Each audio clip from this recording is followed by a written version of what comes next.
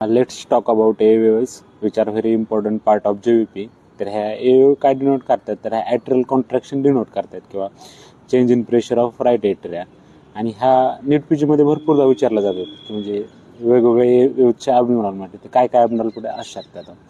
तर एक तर ए वेव्हज ॲबसेंट असू शकतात. तर ए वेव्ह ॲबसेंट कशात असतात, त्यात ॲट्रियल फिब्रिलेशनमध्ये असतात. त्यात काय होतं की ॲट्रिया पूर्णपणे कॉन्ट्रॅक्ट होत नाही. फिब्रिलेशन म्हणजे असं शेक करतात ॲट्रिया, पूर्णपणे कॉन्ट्रॅक्ट होत नाही.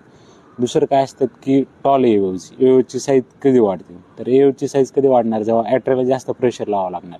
ते कोणकोणत्या ह्याच्यात होणार, एक तर ट्रायकस्पिड स्टिनोसिस होते. स्टिनोसिसमध्ये काय होते, ट्रायकस्पिड वॉल थोडं नॅरो होऊन जाते, त्यामुळे ॲट्रियाला जास्त प्रेशर लावावं लागणार वेंट्रिकलमध्ये ब्लड हे करण्यासाठी.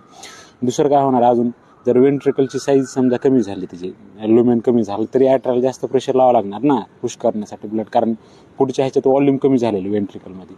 तर हे कशात दिसतंय, हे कॉन्सेंट्रिक राईट वेंट्रिक्युलर हायपरट्रॉफी. अजून कशात असं होणार, पल्मनरी आर्टरी हायपरटेन्शन, कारण पल्मनरी आर्टरी हायपरटेन्शनमध्ये पण काय होणार, राईट वेंट्रिक्युलर हायपरट्रॉफी.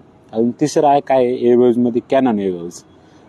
तर ह्या कशात दिसतात, तर ह्या एव्ही डिसोसिएशनमध्ये दिसतात. नॉर्मली काय होतं, ॲट्रिया कॉन्ट्रॅक्ट होतं, पुन्हा वेंट्रिकल कॉन्ट्रॅक्ट होणार, ॲट्रिया कॉन्ट्रॅक्ट होणार, वेंट्रिकल. आणि एव्ही डिसोसिएशनमध्ये काय होणार, एकाच टायमाला अशी एक वेळ येणार. आणि त्या जे आहे कॅनन वेव्हज त्या कसे दिसतात, म्हणजे इंटरमिटंट जॉईंट वेव्हज, म्हणजे अधूनमधून जॉईंट वेव्हज दिसणार, ए वेव्हज दिसणार. कॅनन वेव्हजमध्ये काय होते, कॅनन ए वेव्हजमध्ये तर एकाच टायमाला ॲट्रिया आणि वेंट्रिकल कॉन्ट्रॅक्ट करतात, जे की ए डिसोसिएशनमध्ये होते. एकाच वेळेस वेंट्रिकल आणि ॲट्रिया कॉन्ट्रॅक्ट होईल, तर ॲट्रियाला वेंट्रिकलमध्ये ब्लड पुश करण्यासाठी जास्त प्रेशर लावावं लागणार, आणि जास्त प्रेशर वगैरे इन्क्रीज झालं तर वेव्हज प्रॉमिनंट दिसते. त्यामुळे इंटरमिटंट जॉईंट वेव्हज दिसतात, म्हणजे सारख्या नाही दिसणार, अधूनमधून जेव्हा ते ॲट्रिया आणि वेंट्रिकलचं कॉन्ट्रॅक्शन एका टायमाला. आणि हे कशात दिसते, एव्ही डिसोसिएशनमध्ये.